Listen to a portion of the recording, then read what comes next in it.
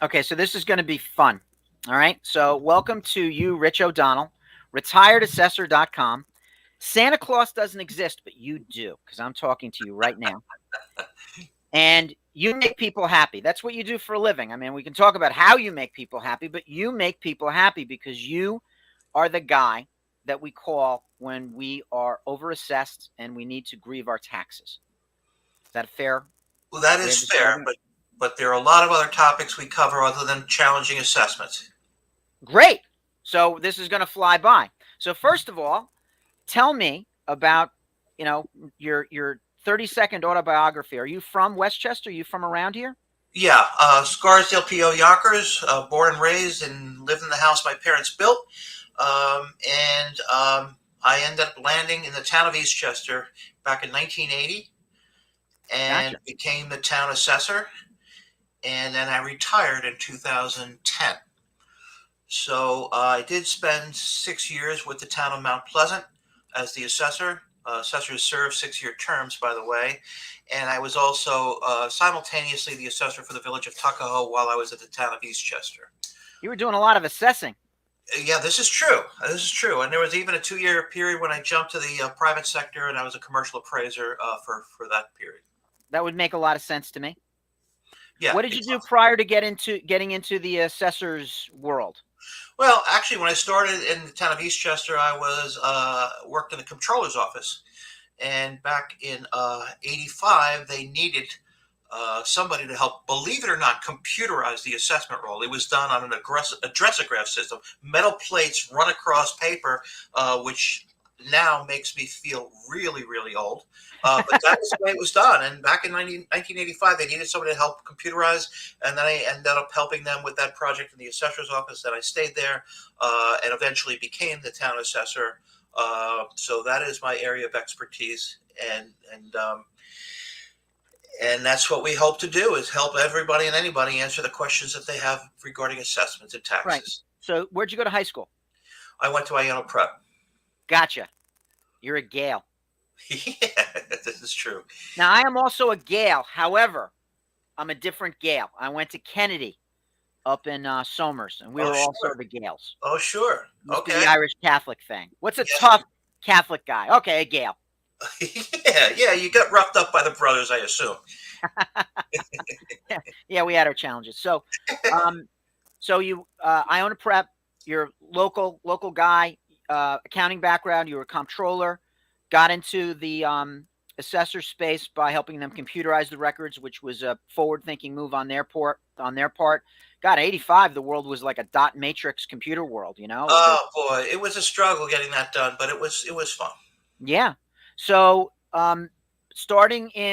so you've shared about your assessor's background. Now, I'm surprised that you've only been doing this since 2010. For some reason, when you got on my radar, I thought you'd been doing it for so long. But that's the kind of mark of an expert.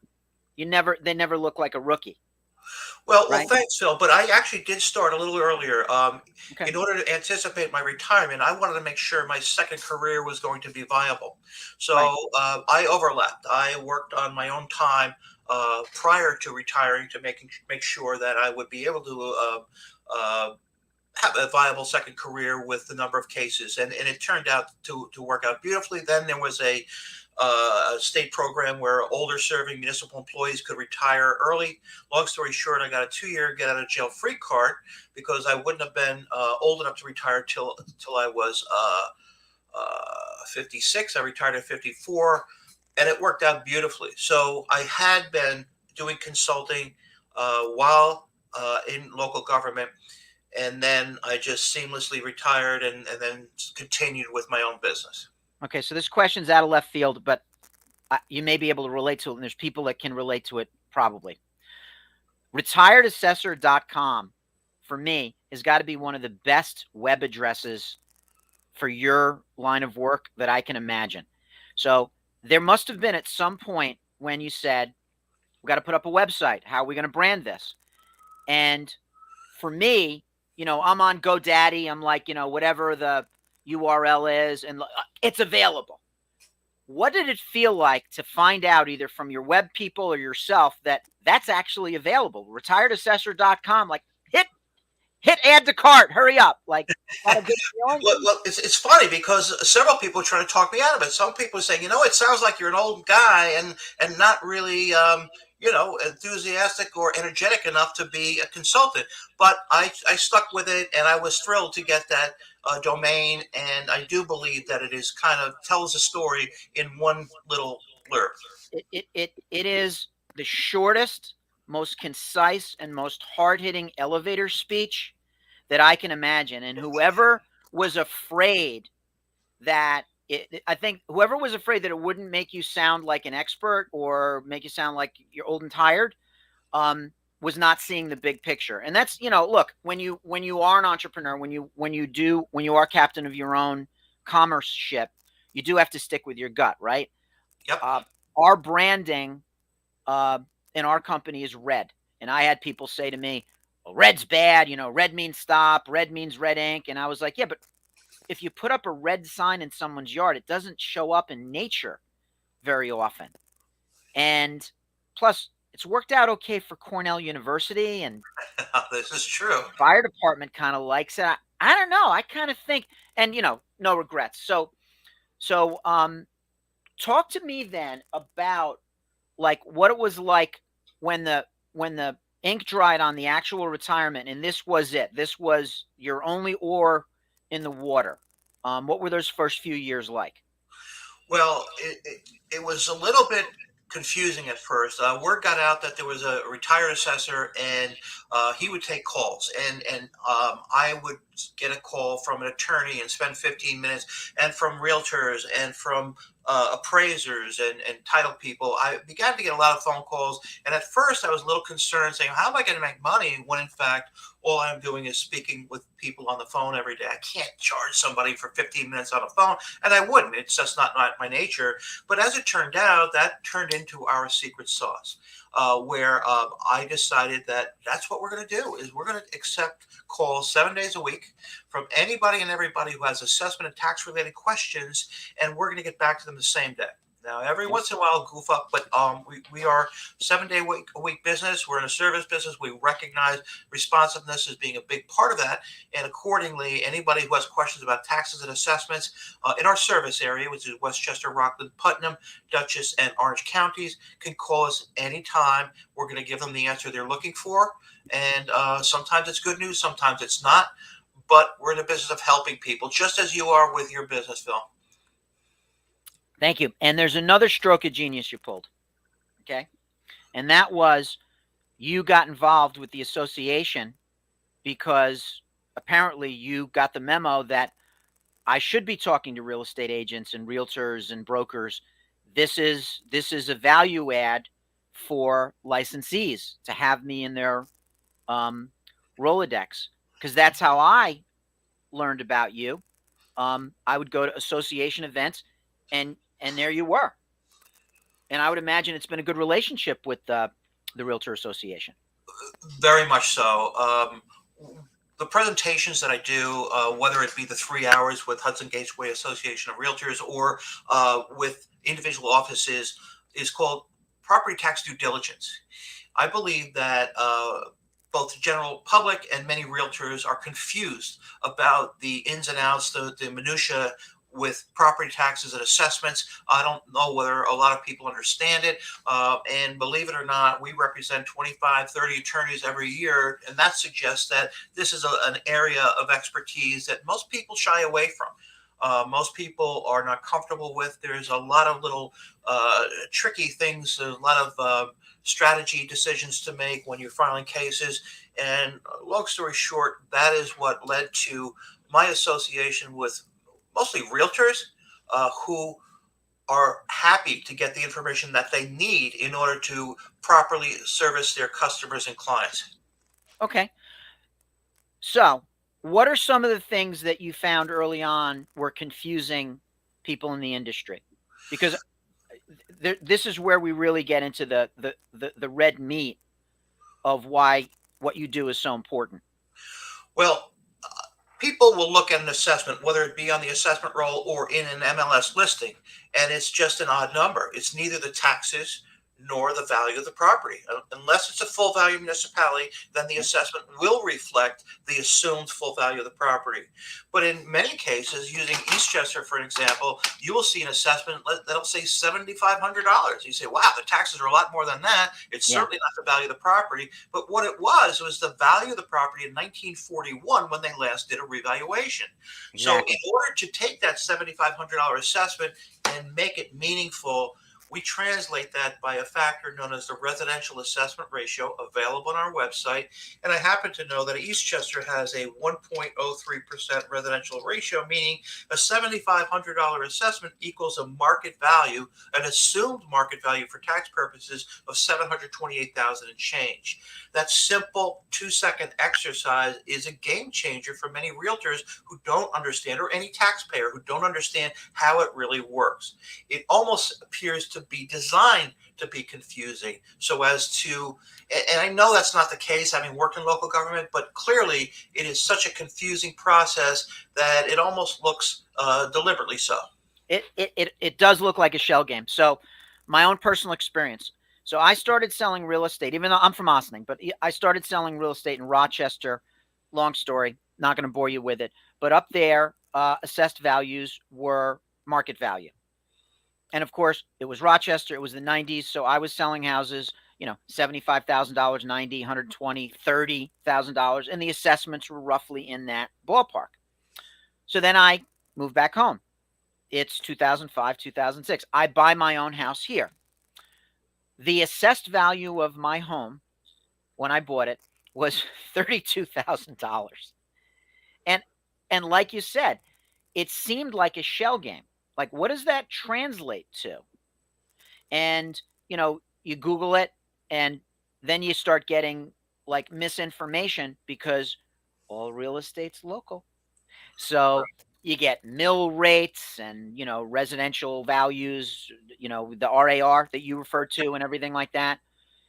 And it took forever for local municipalities to conform. Because if I'm not mistaken, it was New York law for municipalities to be at full value, was it not?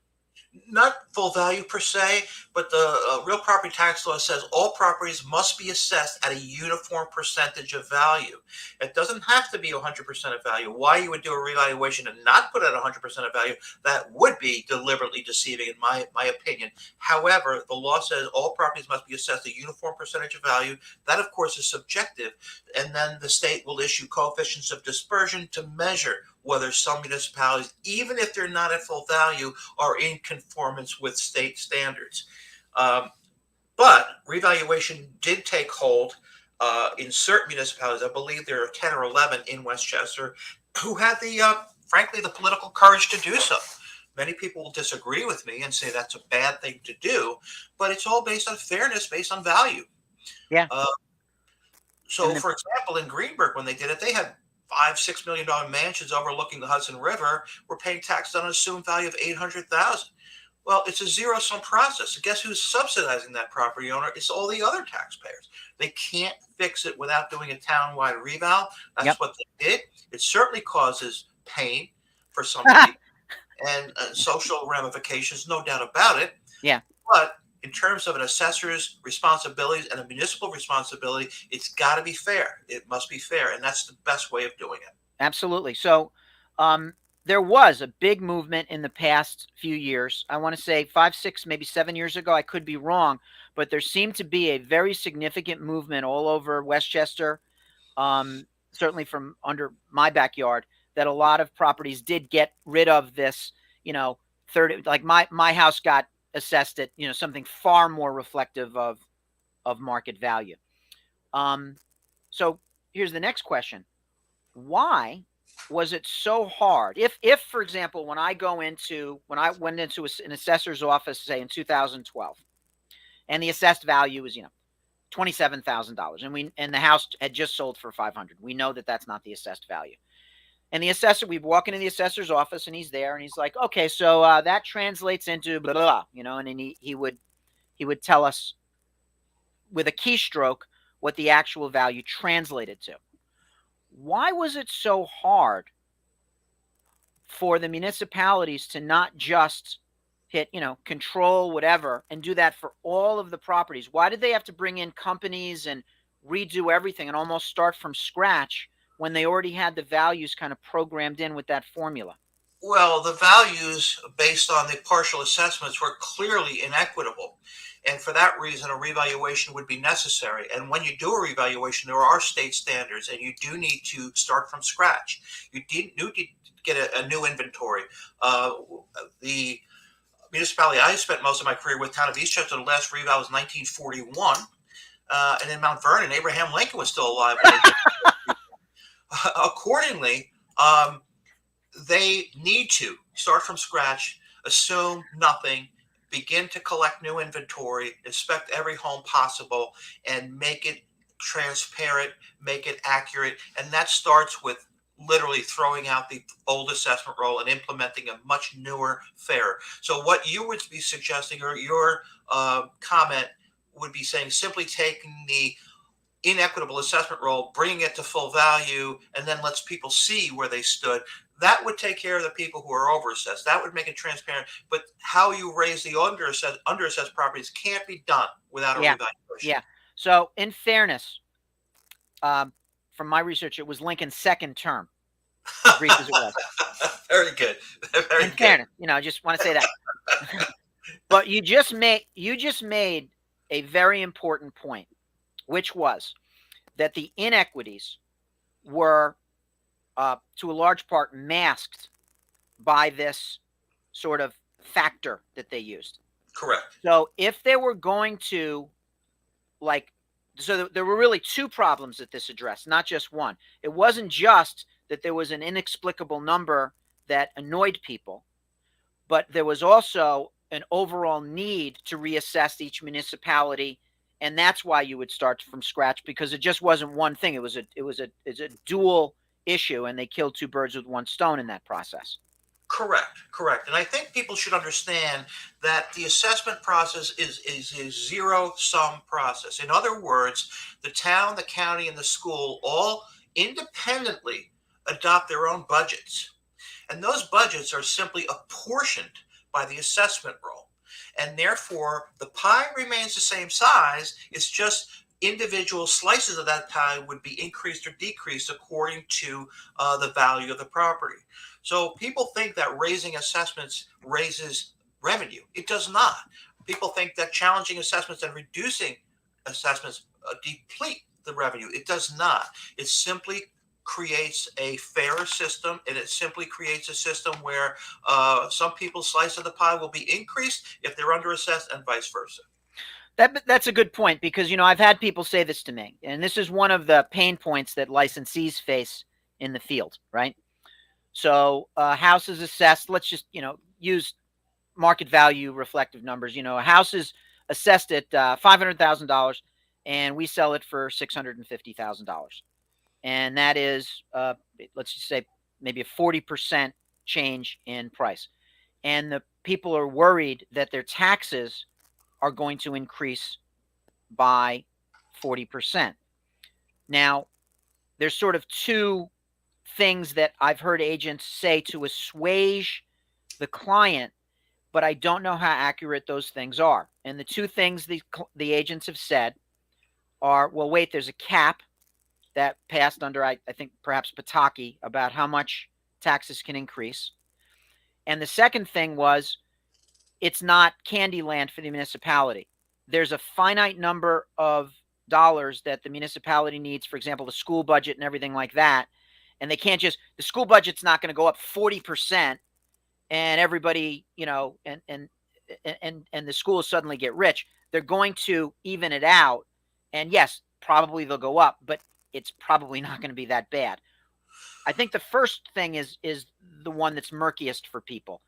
What about the cap? Like, how does that factor in? I'm unfamiliar with the cap. I Wasn't do there like know. a 1 or 2% cap that they passed years ago? That was a budget cap. That's not related to assessments per se. That was a Okay, budget cap in order for certain star exemptions to be allowed. The municipal officials, town, county, schools, special districts, had to be reasonable with their budgets in order to allow for the continuation of certain star exemptions. So clearly, the politicians are motivated to try to maintain their budgets in a reasonable way. As far as assessments and increases based on assessments, there is no cap. And I think that it's careful to understand that your agents are obviously very knowledgeable. We speak with them all the time about issues and problems and things like that. But that particular issue in regard to a cap is not related to assessments per se. Now, got if you it. get a revaluation, and by some strange coincidence, everybody in town, let's say Austin, they did their original revaluation, I don't know, 10, 12 years ago, and Yeah, they make adjustments annually. And let's say that last June, when they published a new roll, everybody's assessment went up by 3%. Then then nobody would pay a dime more than what they previously paid because they remained proportionate. Now, that's not the reality of it, but that's a way to explain it. Now, some neighborhoods might go up by 4% and some by 2%, some not at all. And right. when those things are applied, there will be fluctuations in overall taxes. But as you pointed out, that an increase in your assessment will not necessarily be reflected as the same increase in your taxes That based on full and that value. makes plenty of sense. That makes plenty of sense. And sometimes, by the way, the answer is for the agent to tell the consumer, I don't know. I'm going to put you in touch with the expert, whether the expert is a CPA, their attorney, their loan officer, or in this case, Rich O'Donnell, because Rich knows more about this process than most people. So let's talk about the consumer experience, right? Sure.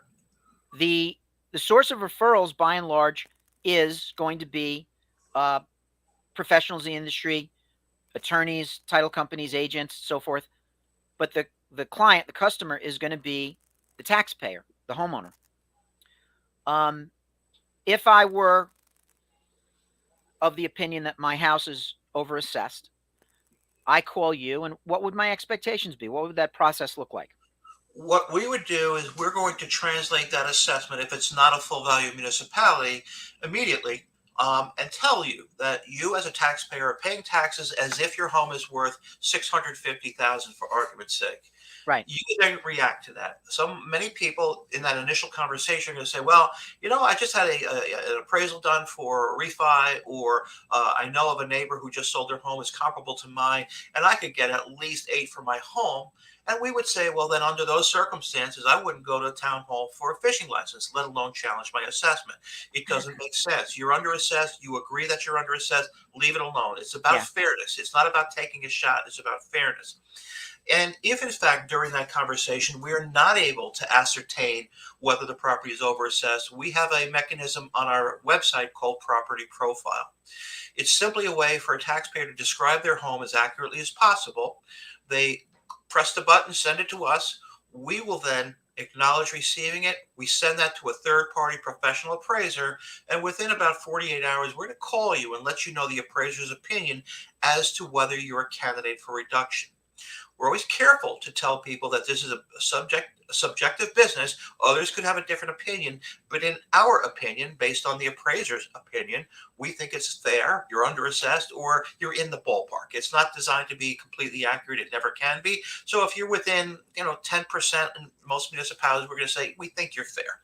So that is how we can ascertain, using a third-party professional advice, as to whether or not a potential client would be eligible for a reduction. By doing it this way, by reviewing prior to accepting a case, we have a very high percentage of success, and we don't file cases that are not valid. I love what you said about fairness, because this business model, this service that you give, it's not about getting over. It's about paying your fair share. It's about fairness.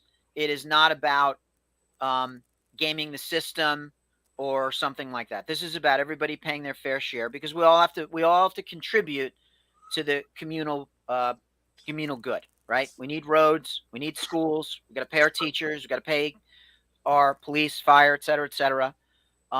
So it's all got to work, right? Correct. I like also, and this is important for people to understand, that you do some due diligence before you take on a case. And you're not a know-it-all. You outsource the expertise. You have an assessor look at this. You look at the different models and everything like that, and then you determine whether or not this is something that's a winner or something that you'd advise the people to leave it be. Well, that's correct. We file, there's 5 of us now in the office. We file our cases the way I wanted them filed when I was an assessor. I wanted people to come in and say, do I have a case? Let's take a look at this. Let's look at it thoroughly, and then proceed and file the case with evidence. It's the taxpayer's burden or their representative to provide the evidence of market value. So I would never file a case as a property tax consultant for a property that I was unsure that there was one. Whereas if in fact you get a postcard in the mail, it says sign this and we're going to file a case, then they haven't done their due diligence. Then it is taking a shot. They may capture some people who are overassessed, but in general, it's a great way to make assessors crazy, is to file a lot of cases that have little or no merit. Little or no merit. Yeah. So there has to be clear merit to it. I'm sorry? There has to be clear merit to it. I mean, there has to be it's all about fair market value. That's something that can be proven with good, solid, and in my opinion, third-party evidence. Not a requirement for third-party evidence, but in my opinion, that will lead to the best outcome. Does your work have any link to the health of the market? For example, we've had buyers markets, we've had sellers markets, of severe buyers and sellers markets, as a matter of fact. Is there any correlation? Do you get busier during one or the other? Is it pretty even? Well, the residential ratio that we mentioned earlier is a factor that accounts for changes in the market. So in theory, if an assessment is fair 5 years ago, it should remain fair today if that ratio goes up when values go down and vice versa. That's how it works. However, the COVID spike in values due to the large number of buyers, the short amount of homes on the market, the small amount of listings, created a spike that outpaced those residential assessment ratios. So our business has been tremendously affected in a negative way because the values have gone up so much that people are not as likely to have cases during this market. The other factor is, as you will know, is people are running around with cash saying, I want to buy it, I need it, I want it, I lost out on 20 deals, and now's the time for me to buy this home. I don't care about the taxes. Our phones have slowed down because a lot of times in the past, everybody wants to know, well, what are the taxes? I need to verify the taxes before purchasing this home because I want to make sure I can afford it. I don't want any surprises, which can occur in full value municipalities. And accordingly, when people are considering the taxes to be secondary or not that big of an issue, it has definitely hurt our business due to this unique set of circumstances. Gotcha. Well, I got to tell you, it wasn't fun for me either, Rich. I'm sure. One of the things we enjoy is we love working with people, finding the right place, making that offer, just kind of, you feel like almost like a matchmaker. It feels so, it's a warm fuzzy. And the cutthroat nature of this cartoonish environment we were in for about 2 years, I'd say, took all the fun out of it. I mean, yay, I got a buyer, big deal. It was like 15 years ago. Yay, I got a listing. Yeah, it's not going to sell, right? You got a buyer, and these poor people, like you said, they were making offers, 3 and 5 and 10 offers, and no joy. And, even when they'd have an offer accepted, you'd be awake nights worrying that something else was going to come in at the 11th hour. And how do you say to a seller, take $50,000 less? How do you do that, right? So you can't. No. All right. So the down markets where people buy something that may be, considerably under the assessment, that is really where you get busier then. It's a little bit of an inverse kind of relationship then. Yeah, yeah, I would say that it's been pretty consistent. I mean, our business has been building due to word of mouth and the advertising that we do, but in general, it's been growing for those reasons. But market this time, as a matter of fact, COVID was the first time we had fewer cases from one year to the next over a 12-year period. So it has hurt us significantly. We're you know we're adults. We can handle it. We're happy that people may not have a case, and if they don't, so be it. Yeah. But this is somewhat unique. Yeah, I can imagine. And like you said, we're grown ups. We'll deal with it. But it really was such an anomaly. So the next step. So once you determine that, yeah, it looks like these people have a case. You hear back. You do your research. The assessor, the bigger part, and the appraiser gets back to you. What's next? What should the homeowner or the taxpayer expect next? So you get back to them, say, "Hey, Phil, good news. Looks like you are overassessed by 15% or more." What would come next for them? Well, we would obviously ask them to hire us. Our fee is 50% of the first year's savings, industry standard. We do Bargain. have. I'm sorry. What a bargain! That's a bargain.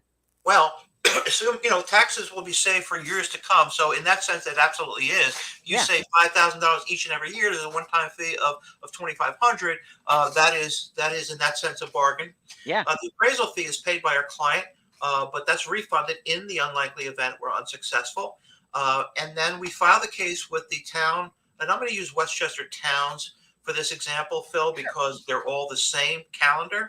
The case is filed with the Board of Assessment Review between June 1st and the third Tuesday of June, which is known as Grievance Day.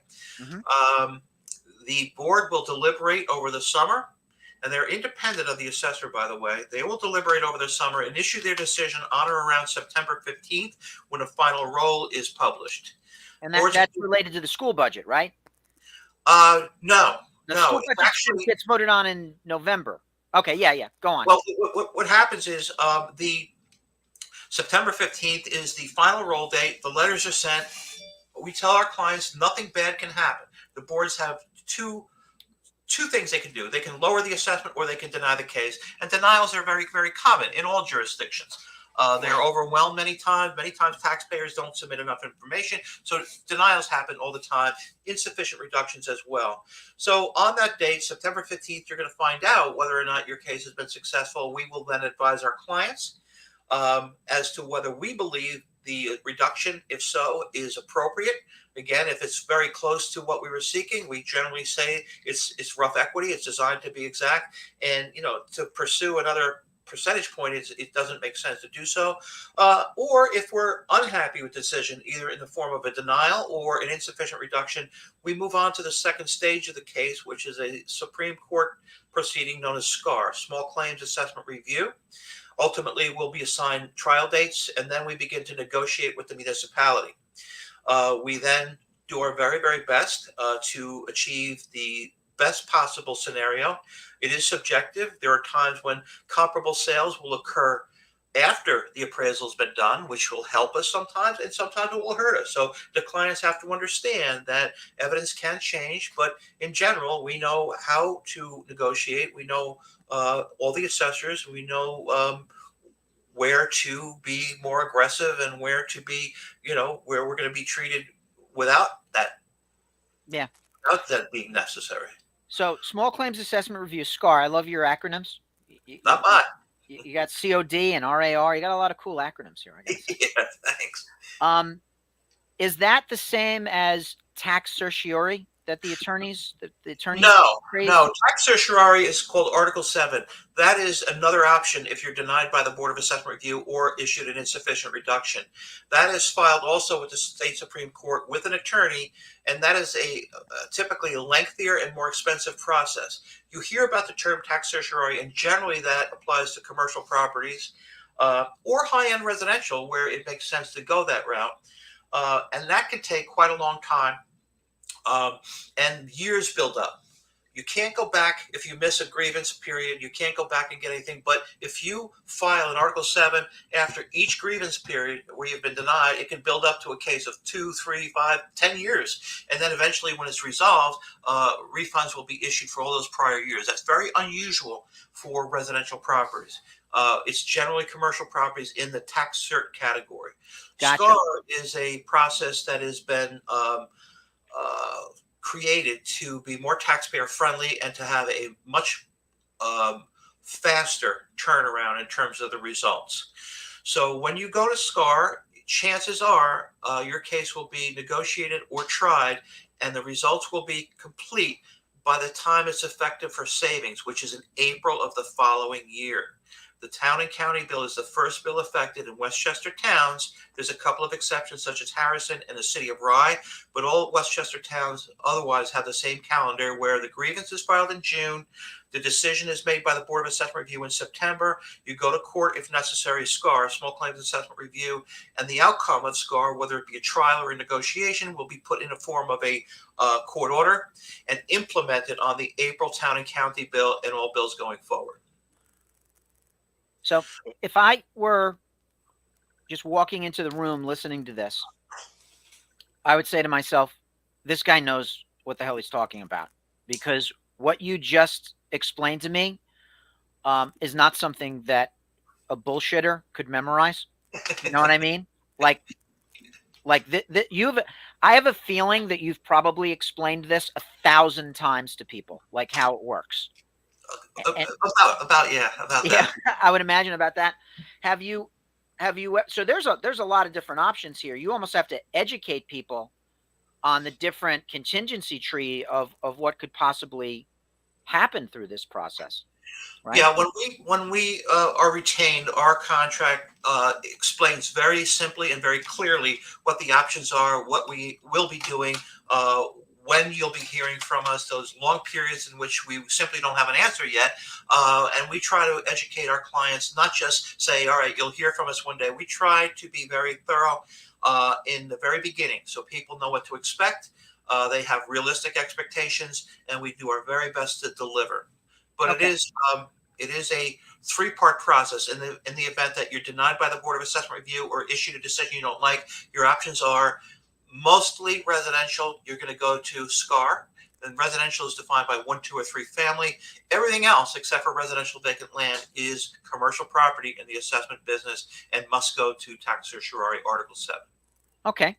Are there any kind of like myths that you repeatedly hear from people that are worth dispelling? Yeah, I hear that assessments can go up on sale, and they cannot be raised upon sale in municipalities that have not done a revaluation. Using Eastchester as an example, again, that's where I spent most of my career. I'm going to receive the deed within about 10 days of closing. Clearly, I'm going to see the property has sold for $800,000, and when I look at the assessment, it's assessed at $600,000. I can't touch it. My hands are tied. I'm not allowed to reassess upon sale, because if I were to raise the assessments of only those properties which have sold, leaving all the other underassessed properties unchanged, that's discriminatory against one class of property owners, that being new buyers. So in municipalities that have not done a reval, increase based on a sale price is not legal. It's known as welcome stranger. Now, there are times when the assessor will discover improvements. Well, I didn't know about the brand new kitchen that's listed in MLS. I didn't know about it. Nobody got a permit for it. For that reason, they can make a change, but only to the extent that that kitchen contributes to value. They're not allowed to reassess to the purchase price. In municipalities that have their role at full value and make annual adjustments or biannual adjustments, they can bring it up to the purchase price. So lately, we have been in the bad news business where a lot of people are calling and saying, I am representing a buyer in a full value community. I want to protect the interests of my buyers. Please let me know what could happen based on the fact that this property is underassessed and is a candidate for an increase. Okay, so that right there for me is one of the most important things that any consumer or professional in the industry can have as a takeaway. And it was eloquently stated, and I'm so glad that this is being videoed. You cannot be reassessed solely because title transferred at a higher number than what the assessment was for. This is the most common headache we get from buyers. That's But the most Phil, common one we get. I'm sorry to interrupt you, Phil, but it's important to know, you must be careful that in municipalities that are at full value, and um, there is about 10 or 12 of them in Westchester. You can find them on our website. Yep. In those municipalities, you do have to be careful about an increase upon sale. It might not happen immediately. The assessment calendar comes into play, other factors come into play. But if you are in a municipality at full value, watch out. Yeah. If you're in a municipality that has not done a revaluation, they're not at full value, you are grandfathered with your under assessment, with that exception of physical improvements that have not yet been accounted for. Right. The devil's in the details for sure. What I think a lot of consumers are concerned about is not that it'll eventually catch up, but that there's going to be some sort of like tax tsunami the day after they buy the house. They don't understand. They don't understand. Your references to, you know, June 1st, third Tuesday, September 15th, et cetera, April being the first reflected, because I take notes. That's not something that I think the garden variety home buyer, even a savvy home buyer, because let's face it, if a home buyer is concerned about taxes, they're being budget conscious. That's a savvy move. But they don't know that it will take a while for it to kind of hit, even in municipalities where they are doing a reassessment, and it's what's the interval? They can't do it more than once every couple of years, or does it Well, vary? no. If you're at full value, you can adjust every year, or they can choose their own cycle. But generally, it's every year, every 2 years, and at that point, everything is going to be reevaluated, and therefore, it's not discriminatory. It's only in municipalities that haven't done a reevaluation where it's discriminatory because they're picking on the underassessed buyers, not all the other underassessed properties.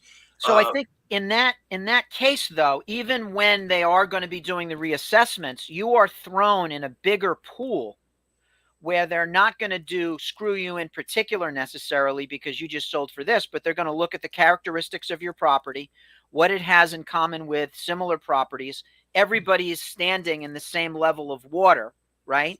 That's exactly. And everybody is kind of in the same situation. So it's more of it's more diluted, I guess. It's not going to be you've got a bullseye on your back and we're going to go after just you. It is you're now in the same space as everybody else. Right. There will be plenty of people whose assessments in general will be lowered, and those will be increased, and those will remain the same.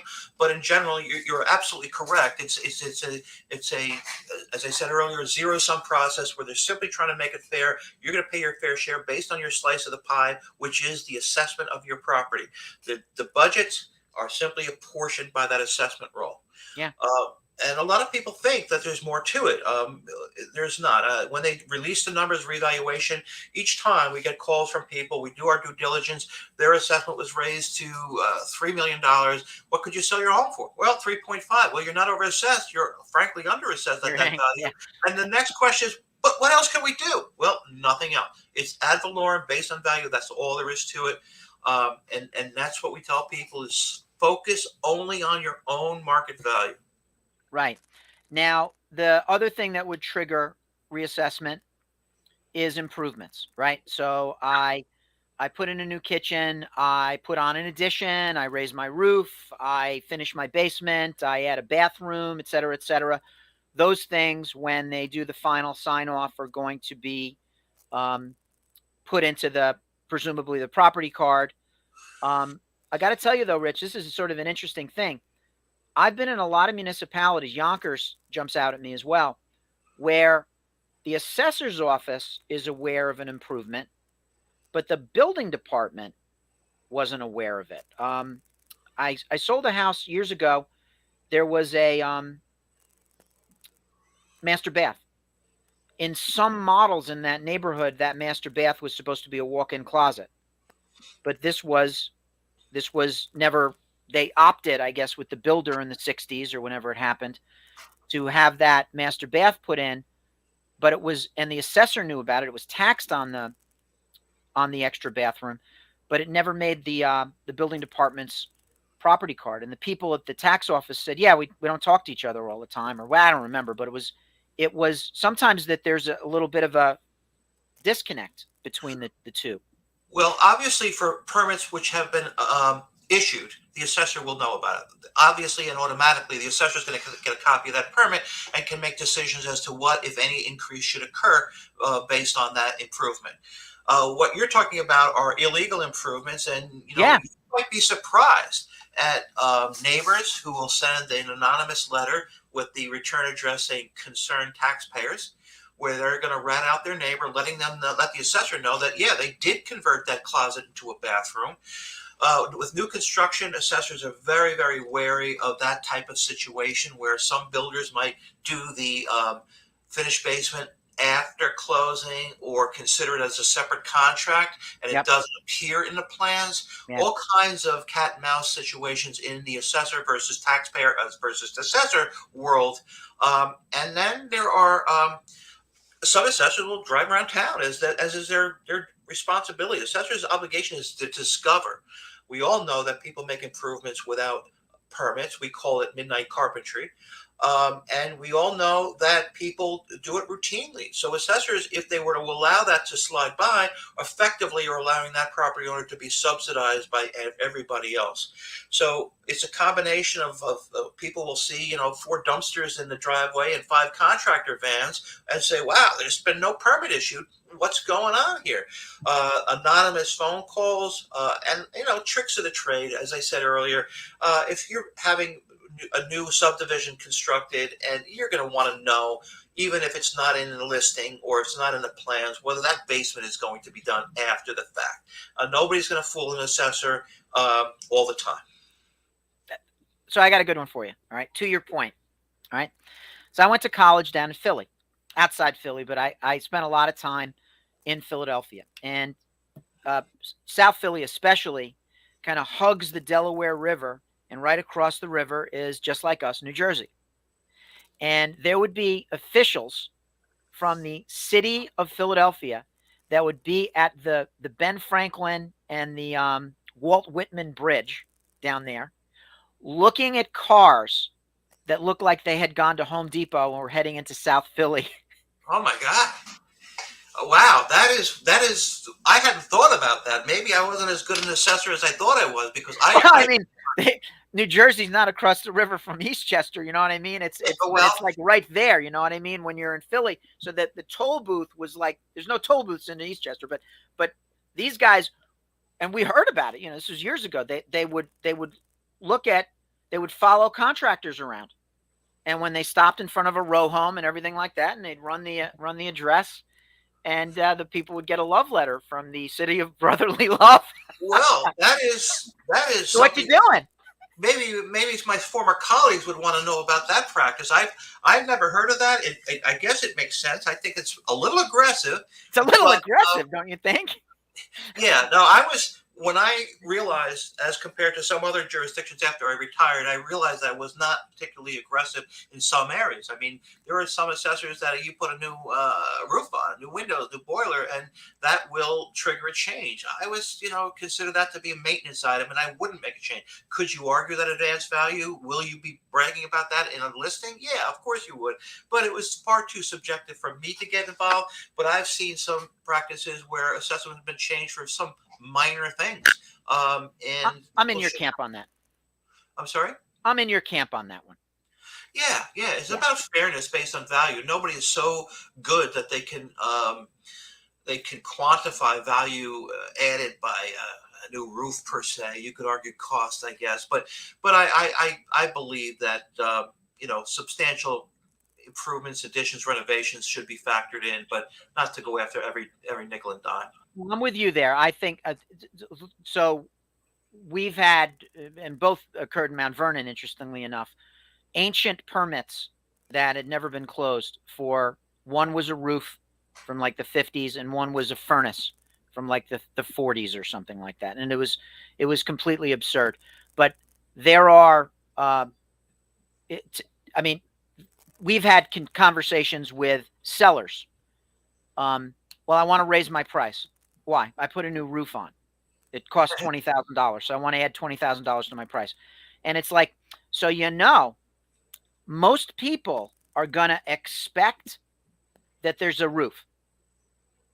Call me crazy. Yeah, you are crazy. It's not an added bonus. They're going to expect a roof. So some things, and I have to share this with clients, some things may make you sell faster, but may not necessarily make you sell for more. So yes, you've got a new roof, and that's great. And all things being equal, I'd want to buy your house ahead of the one that's got corn growing out of it. Yeah, people are going to expect that there's heat and, a roof and, all this stuff. So it gets cute. And I know, if I'm not mistaken, there's some municipalities that actually are members of the MLS, and they will look at what's in a listing, and they will say, all right, so it says here you have a finished basement, but we don't have a permit for a finished basement. Well, you know what? Remember, the assessor's legal obligation. They take an oath of office every year. They sign the oath book. They have to abide by every law, and discovery is clearly in the assessor's list of responsibilities.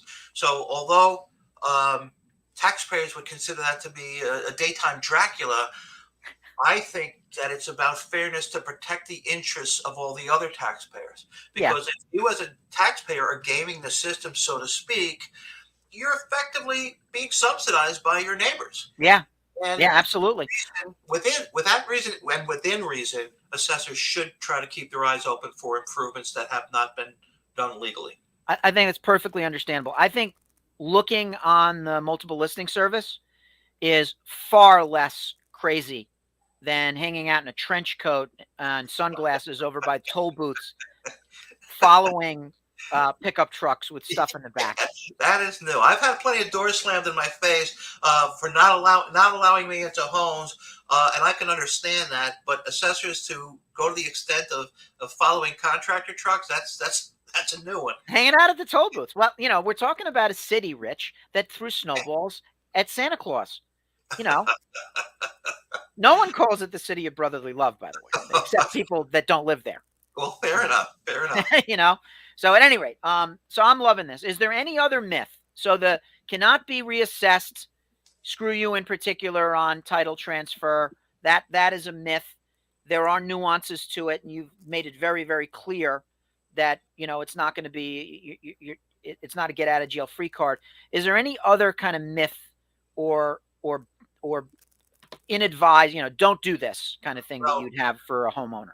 I don't do this. Don't challenge your assessment for any other reason that your assessment either is or translates to a value higher than your actual market value. It's about fairness.